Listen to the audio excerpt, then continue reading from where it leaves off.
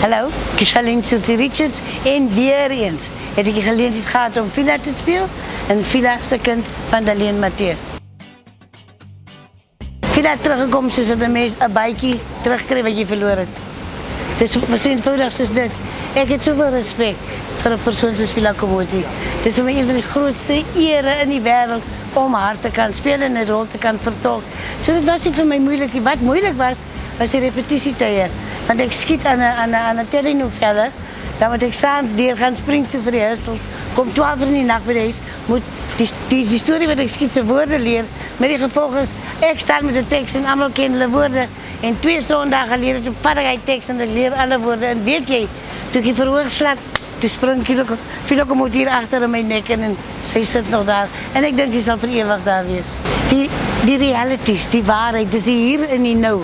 Dat is niet een movie waar je 3, 4, 5 keer de gelegenheid krijgt om verkeerd te spelen of iets.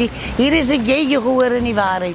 En die acteurs is een wonderlijke klomp mensen, hebben het verschrikkelijk hard gewerkt. En het is mij lekker om met een nieuwe cast te werken. Ik meen, ik zal Jan alles nooit vergeten als klein Benjamin, maar hierdie Wian-kind, och man, hij slaat voor Jan voor een 6. Hij is absoluut fenomenaal. En die groot Benjamin, ons speel zo lekker van elkaar af. En het was glad niet moeilijk niet, glad niet. Werkt verschrikkelijk lekker met hulle.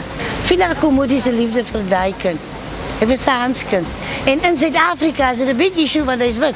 En zij is bruin. En dat is ook omdat die kind gevat het van haar af. Waar hij die meeste liefde ontvangen was bij Villa.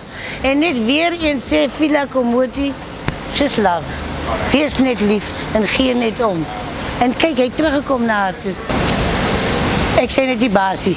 En dan stel ik in alles belang wat zij doen.